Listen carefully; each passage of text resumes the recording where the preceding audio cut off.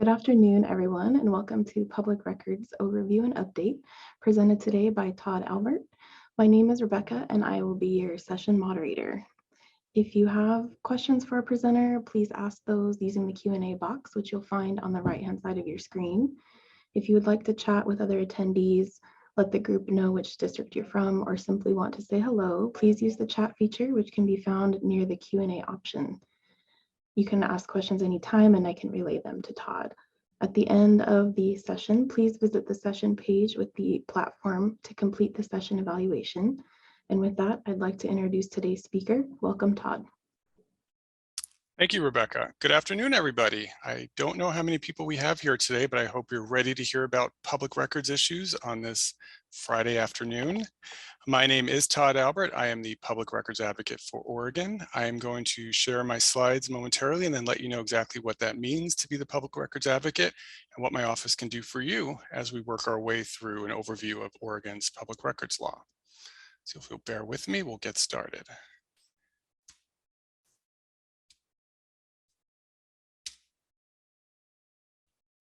Any second now. There we go. Well, as I mentioned, I am the Public Records Advocate for Oregon. And what does that mean? Well, it means that I'm an attorney by trade, which is good because I'm able to answer any legal questions that anyone has regarding the public records law. And the way that usually shakes out is by me fulfilling one of the office's three core duties. The first, of course, as you might know if you've utilized our services before, is facilitated dispute resolution.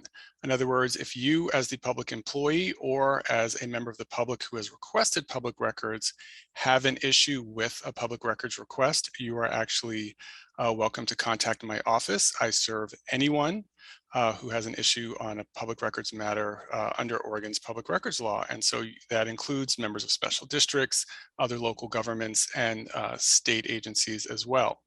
I'd like to say a lot of our power is soft power. I can't really compel any sort of outcome in a case except with state agencies, but nevertheless serving as a if not neutral, at least uninvolved member in the dispute who is an expert on the law usually helps facilitate understanding and compromise and allows us to resolve disputes around public records requests, whether it's me explaining to one side or the other why they can or can't do what they're hoping to do or helping facilitate the release of some records.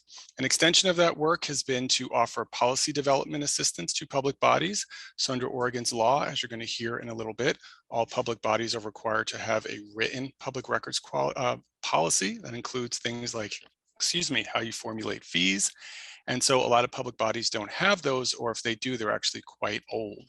And so I help draft or update records policies so that you can make them available to your staff and members of the public who could then know a little bit better about how you do the work that you do when it comes to public records matters.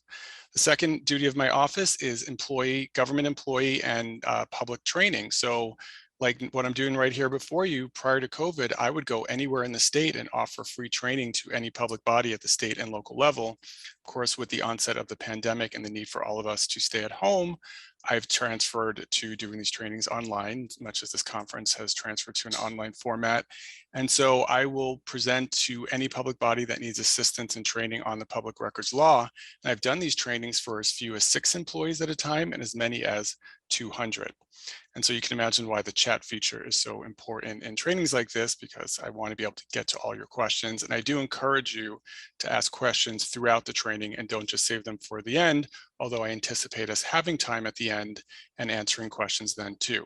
Finally, the third duty of the office for the advocate is serving as the executive director and a voting member of the Public Records Advisory Council, which is a deep bench of bipartisan public records experts from state and local governments, including special districts, the media, the public, and the unions who vet and propose reforms to the public records law. And we are deep into that work right now. And so if any of you ever wish to offer testimony on any of the issues that the Public Records Advisory Council is addressing, please don't hesitate to reach out and either come to one of our meetings virtually and offer your testimony then, or submit it in writing in advance of the meeting.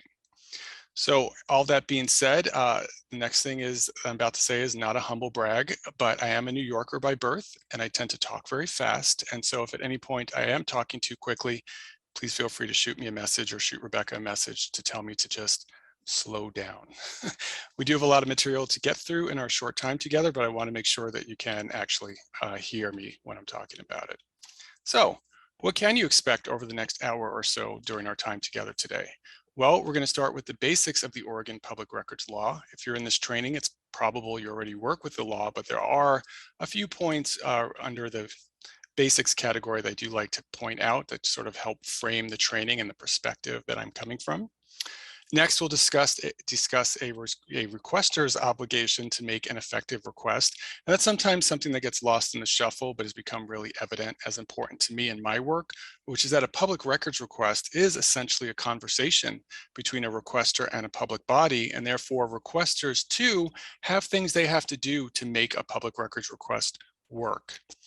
Then we'll move on to changes to the public records law that occurred in 2017 and 2019. Honestly, these were probably the most substantive changes or substantial changes that have occurred in the law since its inception in the early 1970s. The fourth thing we'll discuss is the ever-present and important topic of fees and fee waivers and reductions, which are not super helpfully defined in the law, but nevertheless something that you have to consider when asked for them.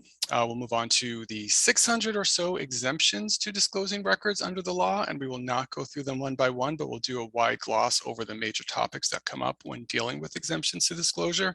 And finally, we'll close out before any remaining questions discussing best practices and further assistance from my office that I can offer you.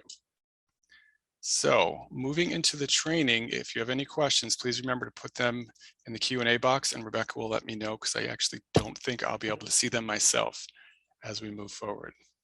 So the basics of Oregon's public records law. What is a public records request? Well, let's start with the fact that every person has a right to inspect any public record of a public body in the state, except of course, as provided by the 600 and plus reasons the law says no, you actually may not turn that information over ever, or only under special circumstances. So in my opinion, when doing your work, you really should start from this point that the law is one of disclosure, not confidentiality. We all have a duty as public employees to get out as much information as we're legally permitted to do so. And it's our job, the law charges us with the responsibility of finding every way possible to make that happen. Well then, who gets to make a public records request of your public body? Well, the reality of the situation is under Oregon law, anyone can make a public records request, and that includes any person anywhere in the world, things like corporations and partnerships, elected officials. The one entity that cannot make a public records request of another, though, is a government. One government cannot make a public records request of another, and I actually have seen this come up from time to time. And the reason for that is that under the law, it's just simply that a public body, a government agency, is not included in the definition of a person under the public records law, and therefore they cannot request records from another. But just let me give you sort of a really extreme example of what I mean when I say our law is one of disclosure and not confidentiality, and what that means to your work.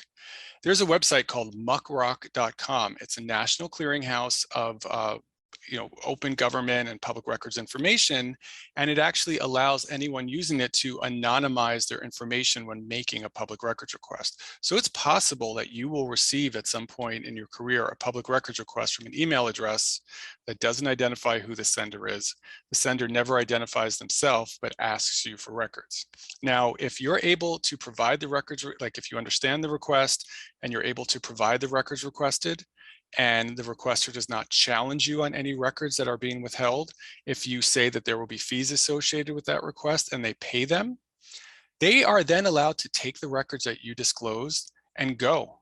And you never get to know who that person was or what they intend to do with those records. Now, really, does that generally happen under our public records request system? Not that I've heard of, but it could. And because our law is centered in disclosure, that is actually something that is permissible unless or until other things might happen that we'll talk about later, like people looking for fee waivers or reductions, or trying to overcome exemptions to disclosure. If everything goes off without a hitch, they get to go and you never get to know who they are. And only because this question actually came up the last time I presented to the Special Districts Conference, I think it's important to point out that a requester does not have to be a citizen of Oregon or even of the United States. Okay, well, I keep using this term public body, public body. I just like it because one, the law defines governments this way, and two, instead of always saying like agency or what have you, a public body, if you work for a government within the boundaries of the state of Oregon, then you are working for a public body, whether it's at the state or local level, including special districts, and therefore you are subject to the public records law.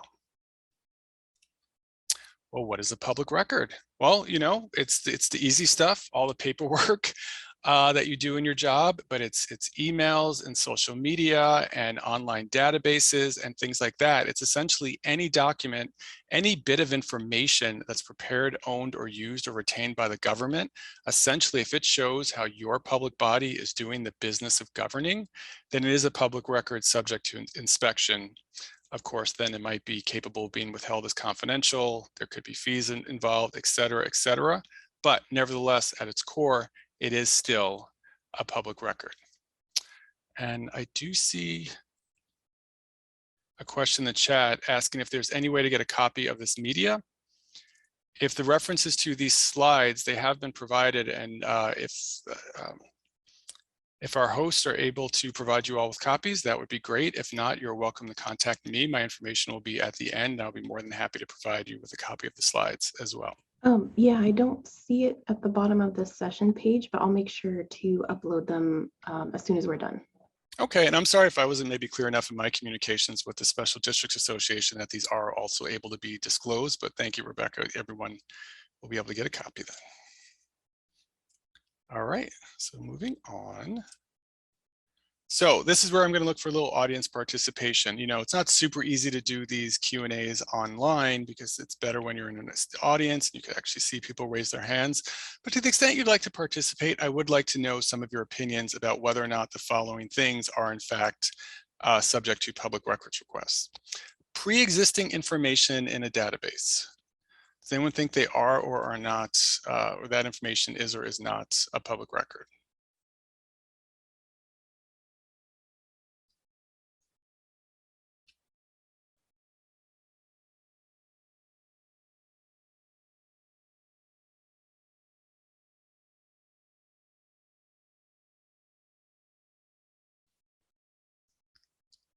Well, I'm not sure if the answers are pouring in or not, but yes, along the lines of, sorry, Yet. Rebecca, not yet. That's okay. People are thinking that's okay. I used to have other examples, but lately I've been seeing a lot of questions coming up around public bodies' use of, you know, digital information and that's specifically held in a database. And so I wanted to start incorporating this into my training to help out as many people who have to deal with this as possible. And I know There's at the a lot of yeses. Good. Well, that's great, guys, because that is in fact true. Information held in a database, if it goes towards your public body's conducting its government business, then yes, in fact, it would be a public record.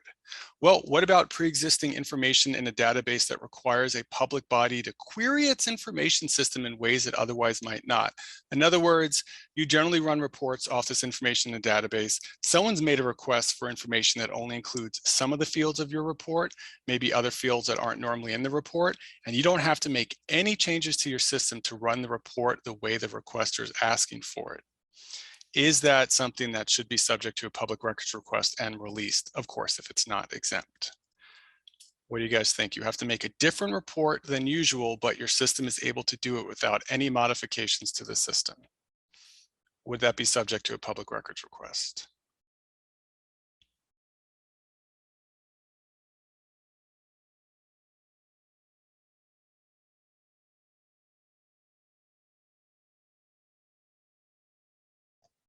There's one no. Oh, someone said yes, but this could request that incurs a fee.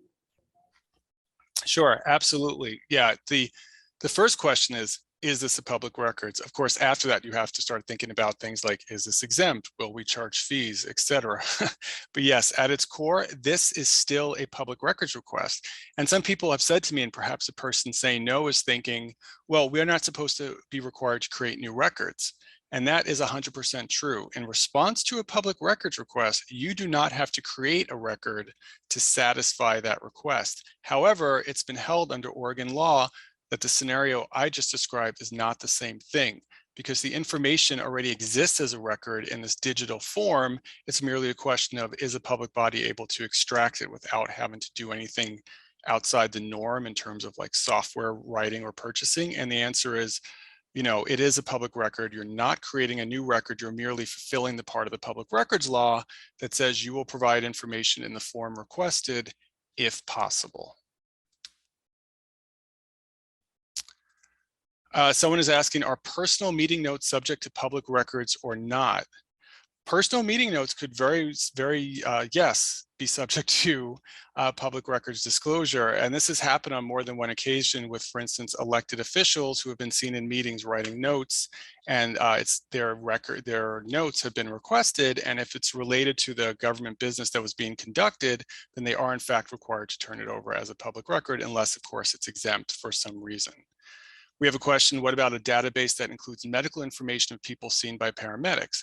Well, yes, the basic question is, would this be a public record? But once again, remember, you have to layer on all these other considerations on top of it.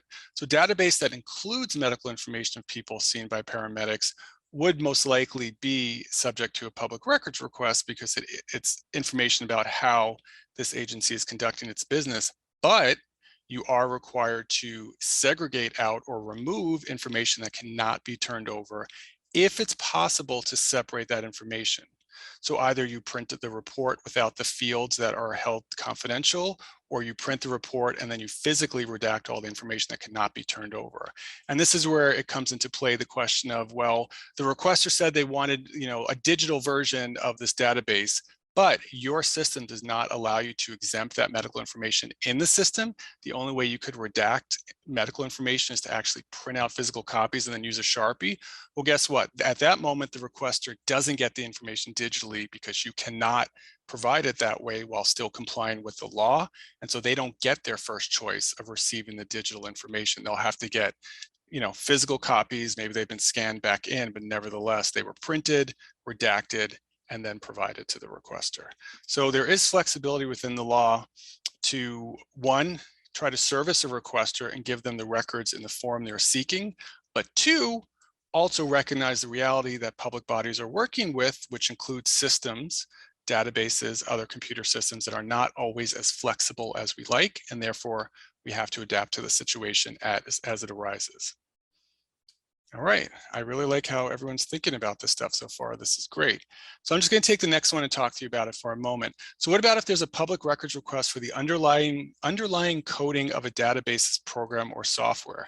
Now, that is potentially something that's subject to disclosure, but if you're using third-party proprietary software and they say, our software is a trade secret, it's confidential. If the public body itself has created the software and has security concerns in turning it over, then you are not required to, in fact, disclose this information. And again, as I mentioned earlier, throughout doing this kind of work, you are never required to write or reprogram software so that requested information could be exported to an electronic file. Everything I've mentioned, you're only required to do if your own system is already capable of doing that. You don't have to go out and get a programmer to change your software or purchase new software either. Okay, oops, come on, computer. There we go. Okay, well, I've been talking about what a public body is obligated to do. What is a requester obligated to do for themselves when it comes to a public records request? Well, since I am talking to public employees, this is going to end up being about you again anyway, but nevertheless, let's start with the requester. They should identify the record sought. You do not have to be psychic. You do not have to guess at what a requester is asking for when they provide you with a public records request. If you do not understand the request, if it seems like it's incredibly broad or is going to be time consuming and resource consuming, remember when I said earlier, if there are no issues, you don't get to find out who a requester is and what they're going to do with the records. Well, if in fact you have an issue like this where you really truly don't understand what is being sought, or there are other issues with the record, not only should you call or email that requester, you're actually required to do so under the law, just to make sure that they are being able to submit a request and you are able to actually process it. Now, let's say your public body does not have a written public records policy that is publicly available. And what does that mean nowadays? It doesn't mean it's locked in the sub basement in a file cabinet that people can only see on Tuesdays from like 4:45 to 5 o'clock. It means it's on your website. And if you have a policy on your website, in your policy, you could actually say the ways in which a requester can submit a request to your public body. So let's say you don't have a policy and a requester comes up to your door of your office and scribbles their request on a piece of paper and crumbles it up and tosses it at you. That's a public records request, and you're supposed to fulfill it if you're able to understand it, and things like deadlines and everything else attaches to it, and you have to deal with the request that you've received in that form or whatever form the requester wants to submit it. But if you have this written policy and it's somewhere a requester can find it, like on your website, you can dictate how requests are submitted to your public body. And I like this because, one, requesters come to us at differing levels of authority and knowledge about the law, about technology, about their trust of government. And if you give them more than one avenue through which to submit a public records request, it gets easier for them. It builds a little bit of trust. It's a matter of constituent service. But on the other hand, you should only select the number of ways to do it that your public body is actually capable of handling. Like if you don't think you could, handle like 10 streams of requests coming to you in different ways, don't set up 10 different ways to do it. But if you can handle email, physical mail, and an online submission form, then you're pretty much covering the gamut and probably being responsible to most types of requests you'll receive. And you'll know that you're capable of handling the flow of information that's coming along those 3 channels because you've already determined that'll work for you. Well, what needs to go into your public records policy then? Well, again, it needs to be publicly available. Nowadays, that means on your website. It has to explain the way your agency accepts requests and identifies the name and address of a person to whom records may be sent. If you're lucky enough to be big enough and have a designated person, you put their name or you put their position. I know for some large state agencies that are geographically distributed, usually they'll indicate which division or which location you're supposed to send your record to depending on your issue. It really just kind of depends on what works best for your public body. But you are supposed to list the amounts and the manners of calculating fees as well. And again, I think this is really important because whether you're a member of the general public doing your first public records request, or you're a member of the media who's really sophisticated and done a lot of these, they can go to your webpage, see your public records policy, and see what your fee schedule is. They might get a sense of what they're facing in terms of fees and hopefully tailor their request to minimize costs to them, which of course minimizes time and resource expenditure to you as well. And look, a lot of public bodies actually waive the first 30 minutes of a public records request. Again, not only is that a matter of constituent service, it does incentivize people to narrow their requests and try to get it in under that half hour or get it in under an hour, knowing they'll not have to pay as much if you've charged full freight. Okay, so this policy I like. It's just a good example. It's in no way binding on your public bodies. It's from the Oregon Department of Administrative Services. They spent a lot of time thinking about this, and this is part of their public records policy that they have up online. This is like the first page you'll see. They link proactive disclosure pages, which is like a hot topic in public records law. What proactive disclosure means is if either you have the bandwidth to put up your most frequently occurring public records request matters, or just topics that are of general public interest, putting them up on your website even before you get a request, or maybe after you get that first public records request about it, you're saving everyone time and trouble. And if you get a subsequent public records request for the information, you could just be like, hey, here's a link, go to our website. And look, even if that doesn't satisfy everything the next requester is looking for, if it takes care of 75% of their questions, then you're getting a much smaller public records request after that. So what else does DAS have on their page? They have multiple submission forms you can email, and they link you to the different DAS divisions where you might want to send your request. There's a one-size-fits-all submission form, and there's a physical address where you can mail your request as well. They even have a robust FAQ section.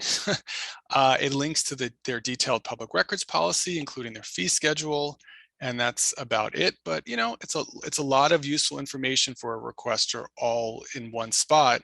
And one thing I've noticed, and maybe you have too, if you're doing public records requests, is you'll get a lot of questions just about, well, how do I make a request? Where do I send it? And look, it doesn't you don't lose anything by answering those questions for a requester, maybe even telling them what like your forms are called so they know what to ask for. But if a lot of that information is already up, it just saves a lot of time and trouble. So I hope you're all still with me. Please remember to submit your questions as we go along if you have any. Okay, so we've been talking about our public records law. Let me give you a quick little history lesson about it. Oregon was one of the very first states in the country, possibly the first state in the country to have a public records law. And why? Did this come on the books? I think it was 1973. It was actually in response to Watergate. There was a huge conversation around transparency and open government around that time, and Oregon led the nation in writing the first public records law. I think we have a question, which I'll take a look at before we continue. So what is a good source? The question is, what is a good source about records that must be maintained, years held, etc.? Well, question asker, that is in the realm of records retention, which despite being, I know just enough to be dangerous when it comes to that, the real people you want to talk to about that are the good folks at the Oregon State Archives. It is their duty to work with every public body in Oregon at the state and local level and develop retention schedules based on the type of record we're talking about. And let me give you an example that I've learned in my own time doing this work. Email. There's no one set retention schedule for email. It's based on the content of the email. So if it's about a contract, it might be X number of years, and if it's about a personnel issue, it's Y number of years. And that's why it's important to work very closely with the folks at Archives, because they will tell you, what you need and help you write your schedules. And in fact, just a plug from my office and theirs, one of the types of training I used to do is I would travel with staff from Archives, and they would get up and talk about what do you do when you create or receive a record and how do you destroy it? And then I would get up and talk about, and then what do you do when someone comes asking for it? So please reach out to Archives and they will be able to help you. And we have a question about emails. Since emails are public records, does this mean that I should not delete any emails from my personal email account that I have to do with the special district I'm a board member of? Very good question. Personal emails, especially for elected officials and often people in local government, are being used regularly.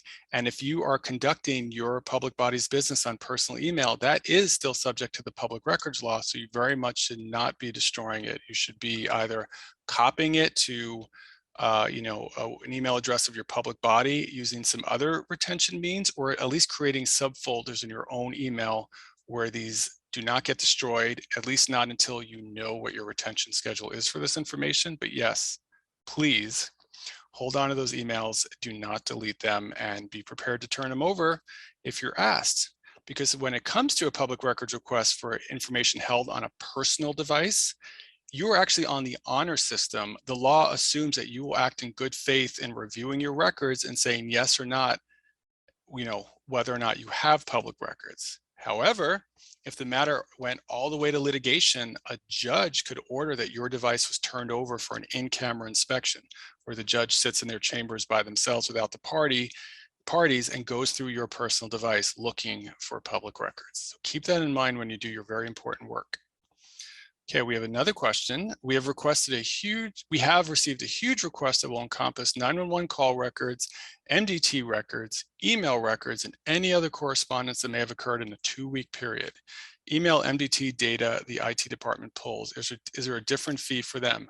Well, you would think there's really good guidance under the law as to how to calculate your fee schedule. Sadly, there is not. What the law merely says is you can only charge actual cost, and those costs need to be reasonable. The way the Department of Administrative Services is done, and a lot of other public bodies, is they base it on the hourly wage of the appropriate person handling that request. So if the IT department is the appropriate department to handle your request, then you can base the part of your fee estimate on the time it would take, or the estimated time it would take a member of the IT department to pull those records. Keep in mind, though, that the Oregon Court of Appeals has said if you use the wrong level FTE, like in other words, if the head of the IT department reviewed those records and charged at their hourly rate when a staff member could have done it instead, you could get dinged for charging fees that are too high. So as long as it's the appropriate person, pulling the records, calculate their FTE over the estimated amount of time it would take to fill these records, and you most likely have a fee estimate that could hold up if challenged. Thank you, everyone. Everyone's really thinking this through, and this is great. Okay, so 1973, public records law, Oregon leads the way. What happens after that? Well, unfortunately, as with most things, society moved way faster than the law. Things continued to change.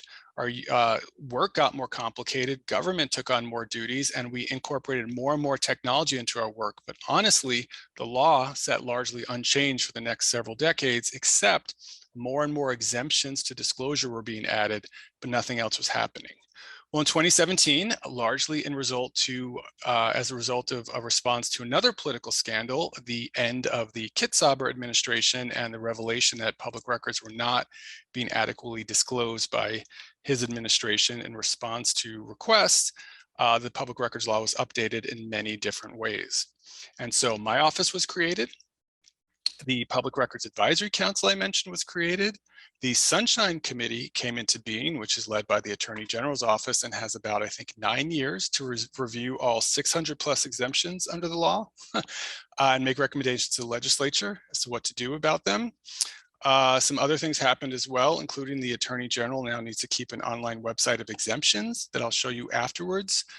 New ways to appeal a public body's decision by a requester were added. And then deadlines. Deadlines were added to the law for the first time ever under the public records law. We're going to talk about that next. So what does that all mean? Well, since 1973, the standard on when you must disclose public records is as soon as practicable and without unreasonable delay. But no one ever really said, what does that mean? And in some regards, they have now, because that you could kind of consider that the floor. You can't do less than provide records as soon as practicable and without unreasonable delay. Well, as of 2017, we now have a ceiling as to what that means as well. So if you get a public records request and you could acknowledge it within an hour of it coming in, then that's as soon as practicable and without unreasonable delay. But if there's any reason you cannot acknowledge that request right away, you get up to 5 business days to do so. And you'll be considered as having complied with the law.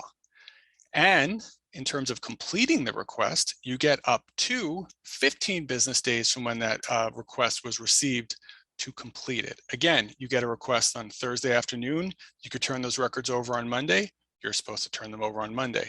But if it takes longer to pull them, or the right staff aren't involved, or there's enough other things going on that you just can't focus on this request right now, as long as you get it to the requester within 15 business days of receiving the request, you are complying with the law. And remember what I said earlier about having a public records policy? If you have a policy and it says like how a requester can submit a request to your public body, if they don't do it the way you said, then the clock does not start ticking against you until the request gets to the right person that's designated in your policy. But you don't have a policy and they throw that balled up piece of paper through the door, clock starts ticking as soon as that piece of paper bounces off your desk. But if you have a policy and your policy says, oh no, we only do email and like whatever, and it's not a piece of paper thrown through the door, and you either get to call that requester and say, sorry, that's not a public records request, please follow one of our processes, or you smooth out that piece of paper and you walk over to your colleague and hand it to them, and they're the records custodian, and now you're going to count as a public records request. That's when the deadlines start running against you. So that's why it helps to have a written policy. Now, if you cannot actually get the records to a requester within 15 days, which includes saying which ones you're not going to give them and why, then you have to give them a reasonably estimated completion date. In other words, taking everything into account, you believe, well, we can't get it within these 15 business days, we could get it to you on X date. And yet that's another time to communicate with the requester when it's not only a good idea, but you're actually required to do so. Let them know when you can get them the records. And that estimate is not binding, but it's really important because it just gives the requester a sense of like the world they're working in. They know the public bodies, on it. And as long as you keep in touch with them and revise the estimate as needed, then you're complying with the law and you're building trust in the process. One thing to keep in mind, and this is actually particularly important, I think, to special districts, is that we are talking about business days. And so obviously that excludes the weekends and holidays. But if you're a special district that is not open every business day, unfortunately, it's still the standard business days that count for the deadline. So if you're only open Monday, Tuesday, but Wednesday, Thursday, and Friday are regular business days, those days are still ticking against you, and you do have to keep that in account when working on a public records request. Okay, we have another question in the chat. If PERS sends a records request for personnel records, can you charge PERS? No. Well, you can't charge them as a public records request because one government cannot make a public records request of another. However, there might be other laws or rules that permits this exchange of information and permits you to charge fees. Like for instance, you might have a memorandum of understanding or an interagency or intergovernmental agreement. Like I used to be in-house counsel for the Oregon court system, and we would rent our parking spaces from the Department of Administrative Services, and they would send me an interagency agreement that included us agreeing to pay them for these parking spaces. And of course, we'd have to like turn over information and stuff. And so none of that occurred within the realm of the public records law. It occurred within the realm of interagency agreements. We have a question that states, our board is unpaid and our board secretary will have to dig out any records request. How do we charge for his time? You know, if the board secretary is unpaid and not entitled to compensation, then perhaps you do not charge for the public records request. And we didn't get to fees yet, but let me say this. Under the Oregon Public Records Law, it says that you may recoup up to the actual cost of providing records, and it says that it has to be reasonable. It does not actually say that you have to charge for a public records request. And so if you do not have a means of saying this was the actual cost of providing a record, then there is no cost to transfer to the requester. Or if you choose not to charge actual costs, even though they exist, you are 100% permitted to do that. I briefly worked at the city of Portland for an elected official, and under the branch of government that she oversaw, which was separate from the mayor and city council, she determined we will never charge for public records requests, which is her right to do so, because the law says you may charge, but you do not have to. The rest of the city charged, and you know, one issue a lot of people have with Portland is they feel like they charge fees too often or too much. That's up for debate. But this elected official, because she could say so, said, we will never charge for a public records request, which was her right to do so. Okay. Okay, now we have a question on what happens if deadlines are not met. Okay, we're going to get to that a little bit later in the session, but someone is asking, does an out-of-office response qualify for acknowledgement for the timeframes? If the person who handles public records requests is out and there's no one else who's capable of handling, like for whatever reason, like the only person who does the public records request is not available, having an out-of-office message doesn't qualify as acknowledging the request, but it does relieve you of these deadlines until the person returns. And we're going to talk about that next, actually. So hold on one moment. Because not only are there these deadlines under the law, there's an additional section related to deadlines called essentially the safety valve provision. And this was in fact inserted into the law in 2017 specifically to help special districts, because as compared to other public bodies in Oregon, they can tend to be smaller, have fewer staff, fewer resources, et cetera. And so there was a concern that these new deadlines would unfairly impact these much smaller public bodies. So what does this safety valve provision mean for you?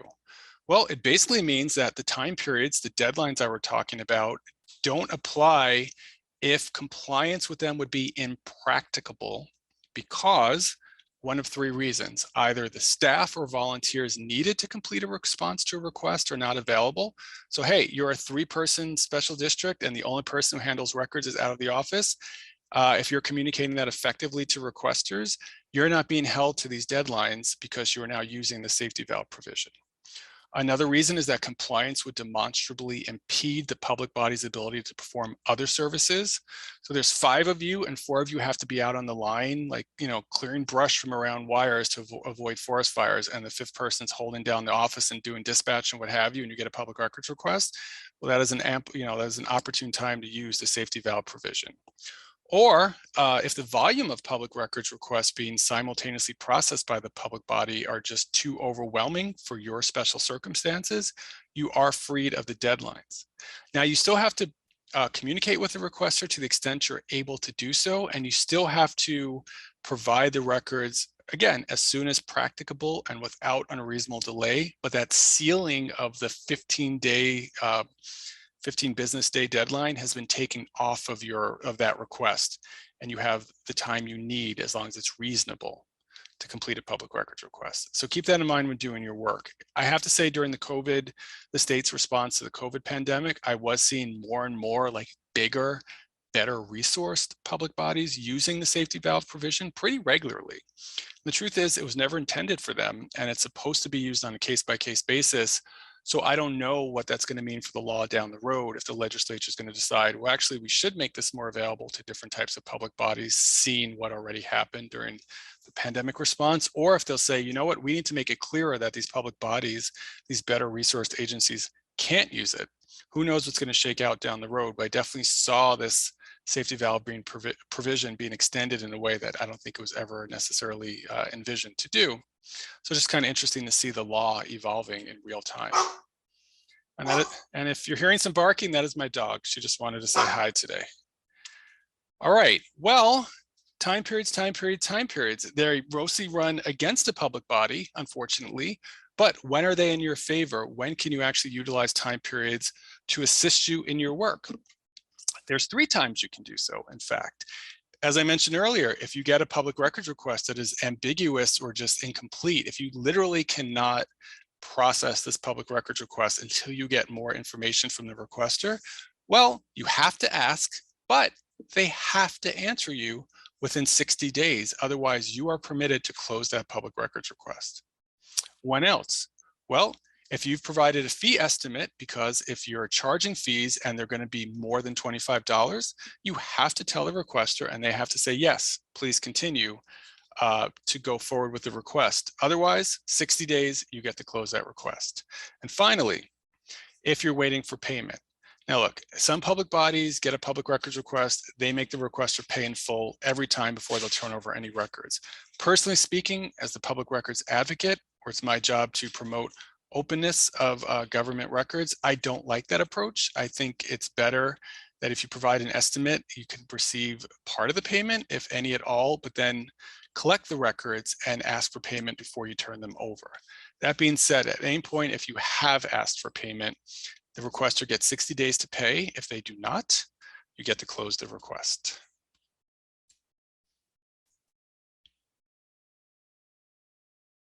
And I see we did get a question, can the records custodian wait to retrieve the records until the fees are received? Well, I hope that answered your question. Okay. Sorry, for some reason, Zoom makes me tap my slide about 3 times before it wants to move forward. There we go. So has anything else changed in the law? Actually, the answer is yes. One other big deal that you should know about is in 2019, the legislature, for the first time ever, since 1973, added consequences in the law, financial consequences, that is for public bodies, who either cause undue delay or simply don't respond to a public records request. And what does that mean? Well, either a district attorney on appeal, or if it's gone all the way to court, the court can impose a $200 fine on your public body. Hopefully that's not too big of a hit to your budget, but obviously it's not a great thing to have been found doing that.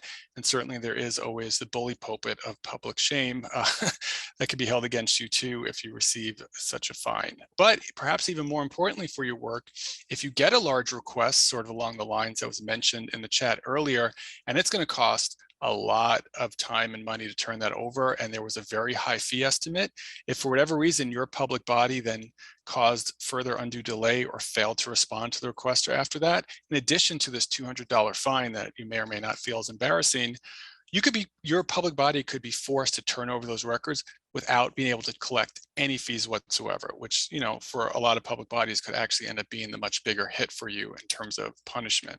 But unfortunately, undue delay itself is not defined in this new section of the law or elsewhere in the law that might be helpful to you in your work.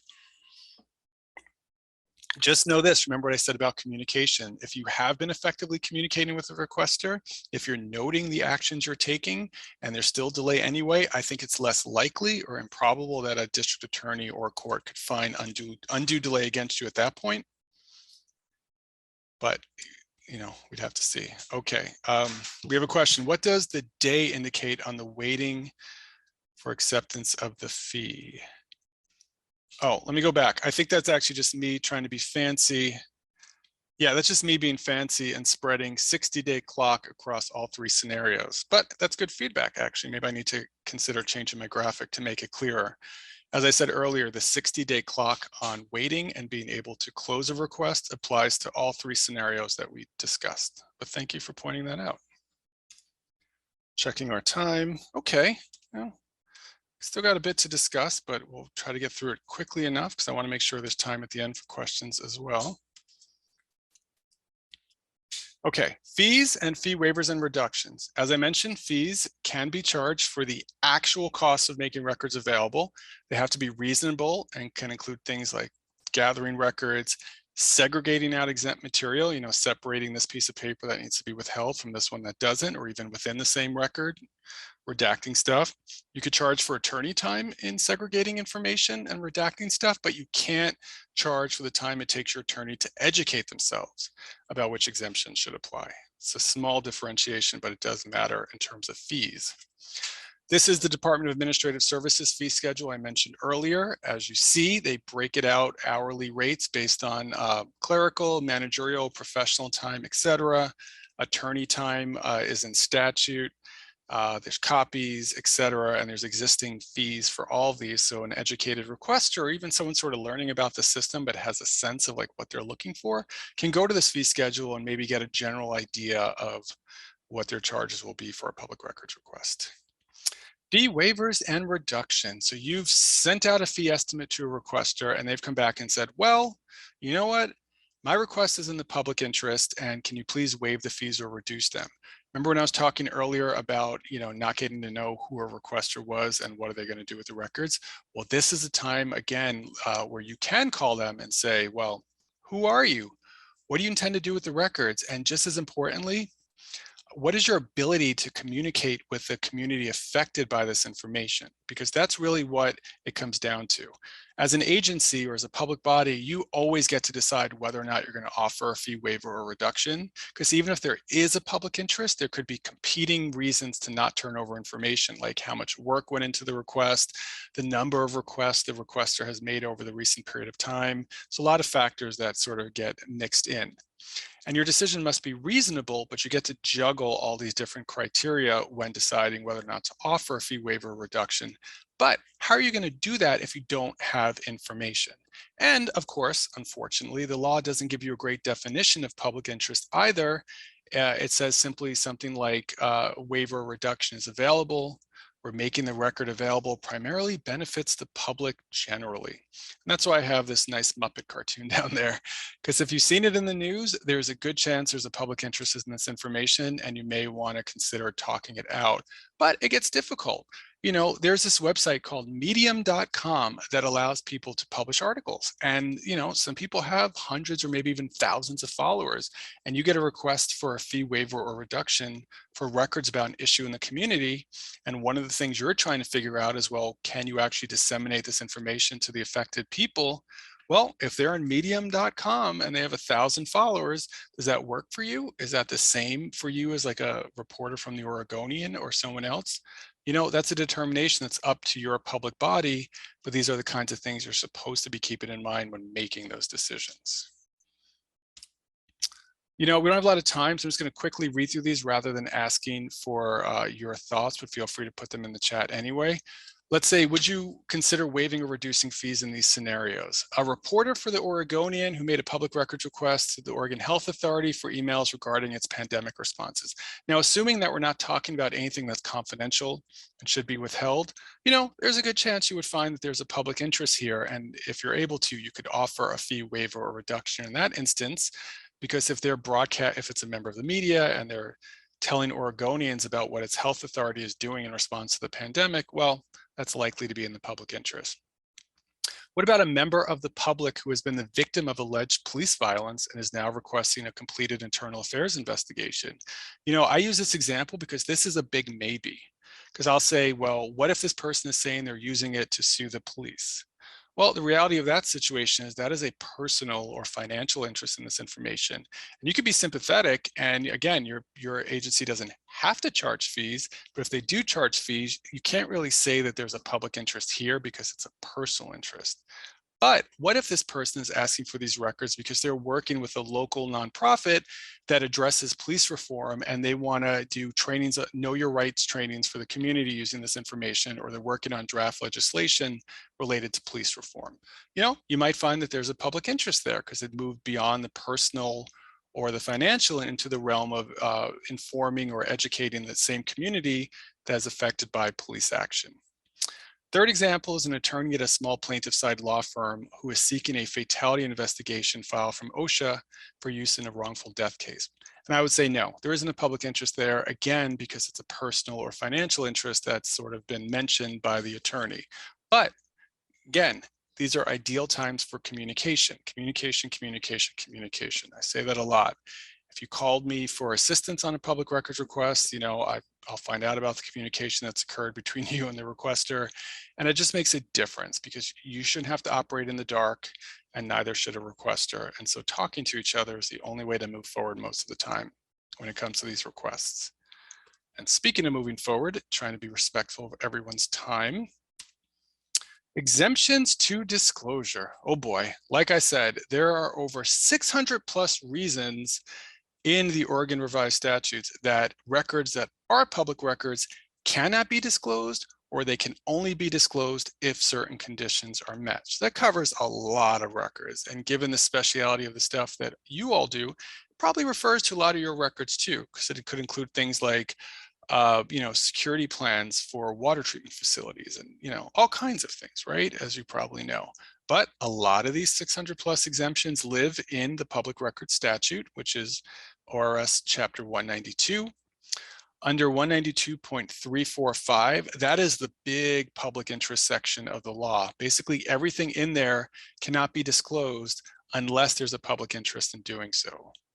The other big chapter of the ORS 192.355 has, some of them are non-conditional, like they're specific. You may never disclose this information.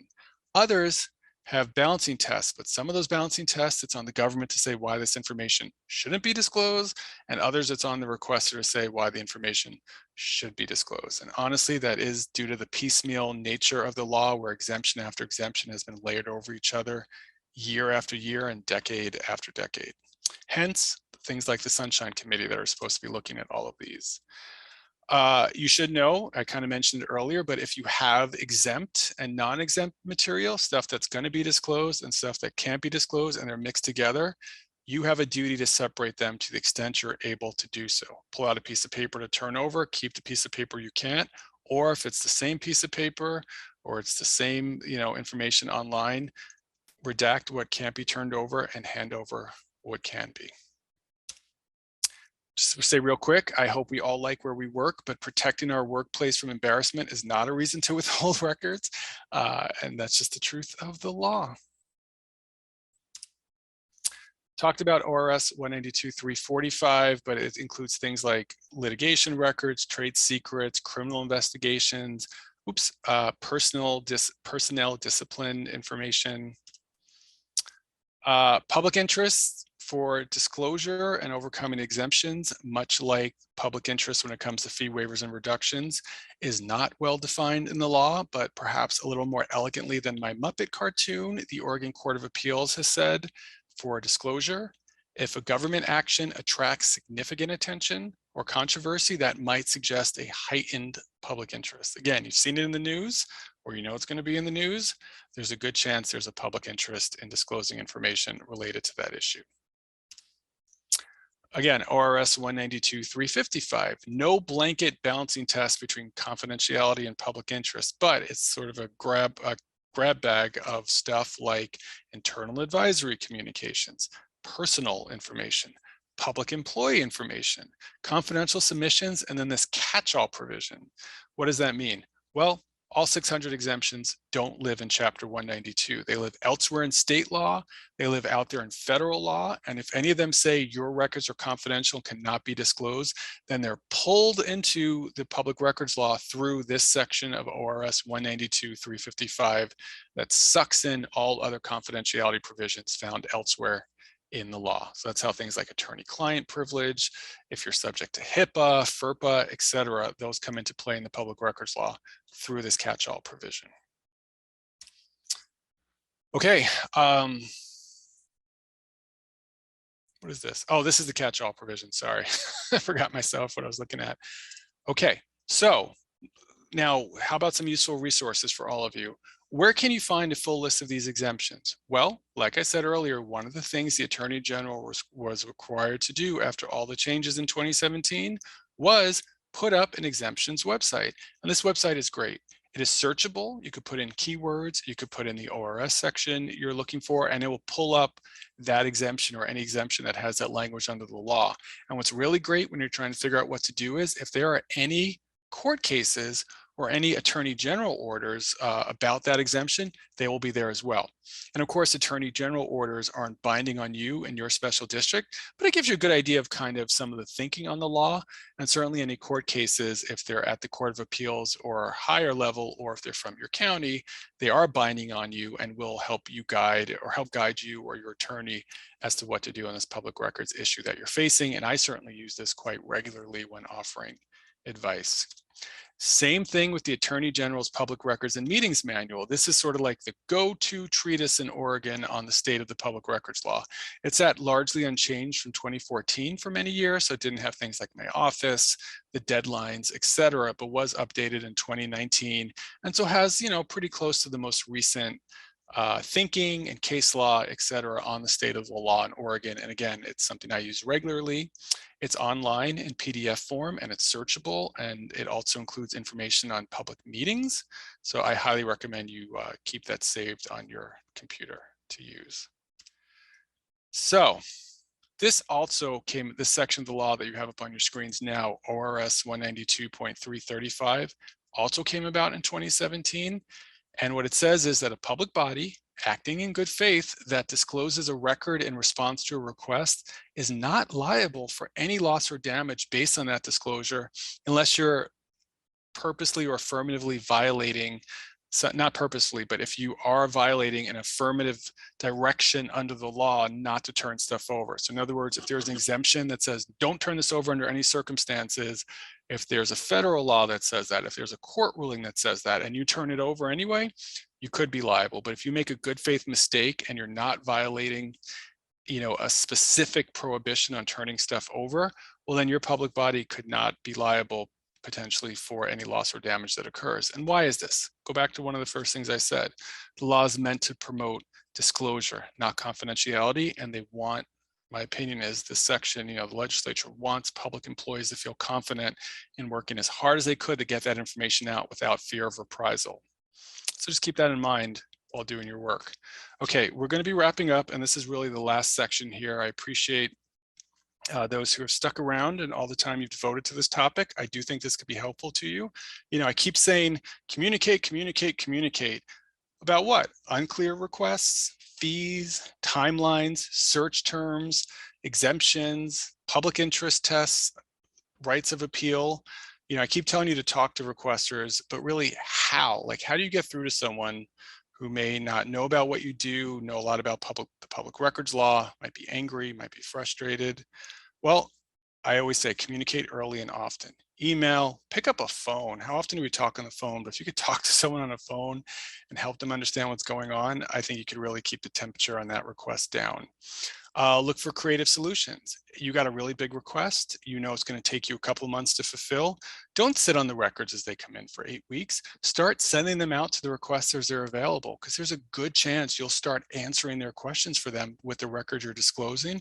They might not even need the rest of the stuff that you're going to pull, or perhaps they can narrow or otherwise change their request based on the information you're giving them. Also, Look for ways to de-escalate difficult situations. Hey, you guys probably know this better than me because a lot of you are more on the front lines than I am, but if you Google like customer service de-escalation strategies, there's a wealth of information out there about how to deal with people who might not be coming to you on their best terms. But look, to the extent you can be empathetic and non-judgmental. If someone is requesting information from their government, whether they're a member of the public or the media, this is important to them. Something's happened that they feel like they really need to get this information. Try to avoid overreacting, remain calm, rational, and professional. It's hard. People feel like their buttons are getting pushed. We feel that way when doing our work, but try to stay focused on the request, and that's how you don't rise to challenges or incitements. And remember, always request clarification. Sounds like what you want is, but is that what you mean? Because you don't want to run off and start doing work that's unnecessary. The requester doesn't want the records pulled up from a misunderstanding. Let them be heard and make sure you understand what they're saying to you. It's even okay to apologize, not for imaginary wrongs, but actually for something that matters. Like, I'm sorry you had to wait so long. Maybe they'll be sorry that this is taking up 3 lunch breaks in a row for you. You don't know. But it's just important to try to recognize the human on the other side, and hopefully they will do the same for you. And always remember to wait, to leave time for reflection and silence. Like I said, I'm not from Oregon originally. I love having acquired that skill out here. I think Oregonians are really good at giving each other space. And I've really sort of worked to adopt that into my practice in the almost decade I've been in Oregon. Give time for someone to consider your words and even offer to call back if things are getting too heated. Okay, and that's really everything I wanted to say to you today in our time together. I did go a little longer, I think, but I think we still have time to talk too. This is my contact information. It'll be available in the slides as well. You can always just Google Oregon Public Records Advocate, and I stand ready to assist, whether it's with a one-off public records request that's providing you with some difficulty, whether it's about proactive disclosure, figuring out what records you want to put up online, creating or updating your policy, or even coming out, well, at least virtually nowadays, and doing a training for you and your staff. I would love to hear from you and do that. And please know that when I do these trainings, I always try to talk to you ahead of time to find out what are the issues you're really dealing with nowadays. And I try to incorporate those into the training so that the information you receive is as focused specifically on your work as possible. So don't hesitate to give me a shout out if there's anything I could do to be of assistance. And thank you all for your time today. I'm going to stop sharing, and I am going to stick around and answer any questions I can. Want me to send them in the chat still? We have questions in the chat? Oh, I was going to send them. I've been holding off, but there's 4 or 5 so far. Oh, good. Thank you. Yeah, hang on.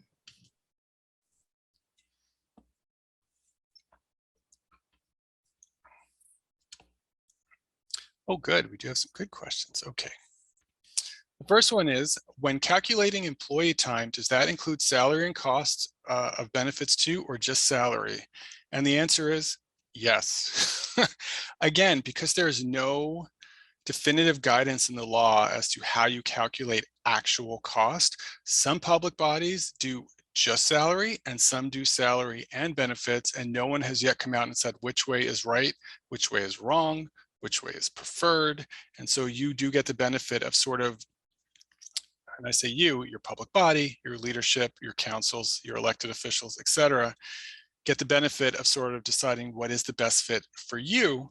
But do keep in mind that it should always be at the appropriate staffing level when deciding, what that fee estimate will be based on that person's salary. Don't charge for a supervisor when you could use a line staff member.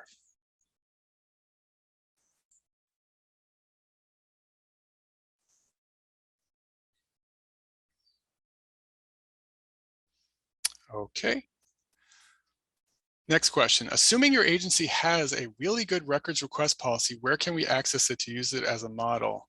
If you mean my agency, I do not have a really good records request policy as of yet. And the reason for that, honestly, is bandwidth. When this office opened its doors in 2018, my predecessor started serving as the public records advocate. I joined shortly thereafter as the deputy. And unfortunately, not long after that, she departed from her role and I was eventually named the next advocate. And so I've actually been on my own pretty much nonstop since October of 2019. I am hiring a deputy right now, so if any of you have a JD degree and are interested in moving over into offering services around public records, please feel free to reach out. The posting is on Workday right now.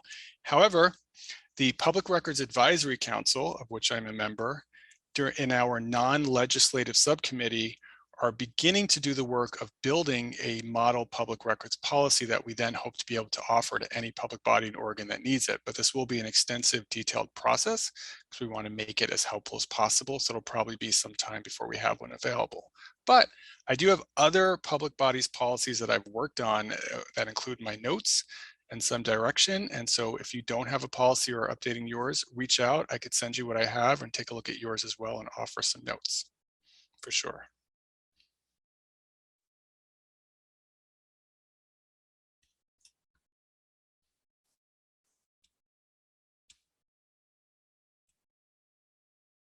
Okay. Next question. How does public records requests apply to board members? Are we expected to go through the same steps as the public? I'm not sure I understand the question if these are board members making requests or receiving them. If you're making a public records request, you cannot do it in your capacity as a board member, but as a member of the public, you just put that hat on and you can make a public records request just like a member of the public by using whatever public records requests processes or channels that public body has available to it. If you are a board member receiving a public records request, then yes, you must process it in the same way as a public body. In other words, as soon as practicable and without unreasonable delay, up to 15 business days, unless there are other circumstances. You can charge fees. If you're a board member, I highly recommend you work with your board and whatever public body your board is attached to see that public records request through. And really the only difference is that if someone challenges your denial in releasing public records, instead of being able to take your denial to their county district attorney, they have to go right to court. If you're challenging the public records decision of an elected official, you can only do so in court. You may not go through the intermediary administrative appeal process with a county district attorney. If that doesn't answer your question, please ask a follow-up, and I would be more than happy to try again.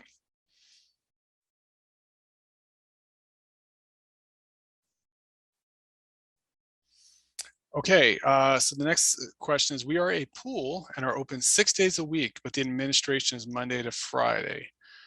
So I'm assuming your question relates to if you receive a public records request. Well, if you receive a public records request and you are unable to answer it, before the deadlines are up, then the deadlines that you are considering are those that are only occurring on business days, Monday through Friday, unless it's a holiday.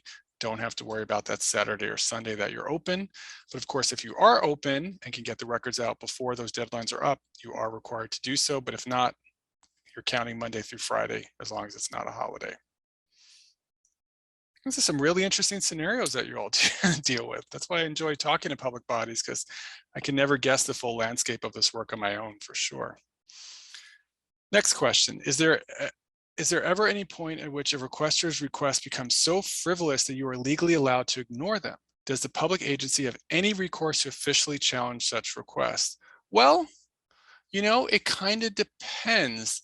Realistically speaking, like I said, you can only process a public records request that you understand. So if you ask for clarification and you do not get it to a satisfactory degree that you can fulfill that public records request, then you cannot fulfill that public records request, and after 60 days you can close it.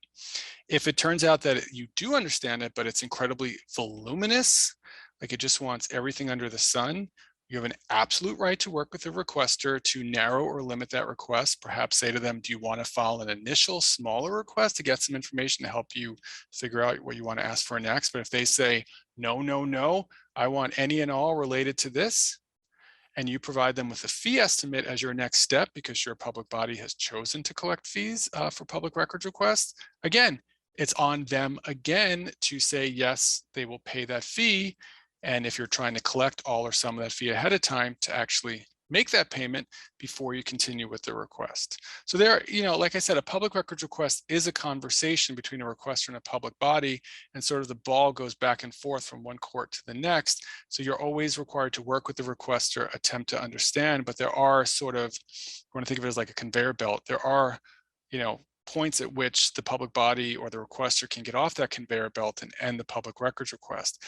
People often ask questions of public bodies, legal questions or others that they frame as public records requests, but actually aren't. They're asking for legal analysis or something else. So that's another time where you say to the requester, this is not a public records request, it's a question.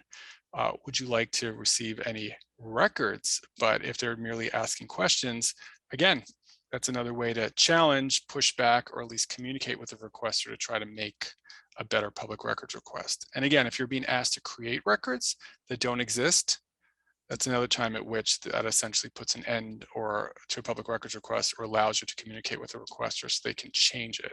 But Oregon doesn't have something like other states that is generally known as like the vexatious requester thing, where you could essentially ban somebody perhaps only for a limited period of time or in certain ways for making public records requests because they've been, as you said, frivolous or anything else like that. We don't have that in Oregon. So you always have to try to work with the requester, but then they also have to work with you.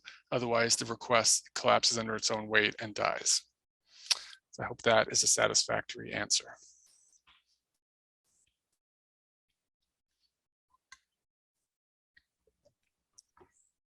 I think that's it. I haven't seen any more come in. Okay, well, that's great. Well, I will hang around for a little while anyway, in case anyone has any more questions. But otherwise, again, thank you everybody for your time today and your thoughtfulness around this topic. Yes, thank you. Thank you everyone for being here and attending this session. And thank you, Todd, very much. Lots of information and people had a lot of good questions. So also just a reminder, please be sure to fill out the session evaluation before you head to your next training. And we look forward to seeing you all again. Thank you. Thank you.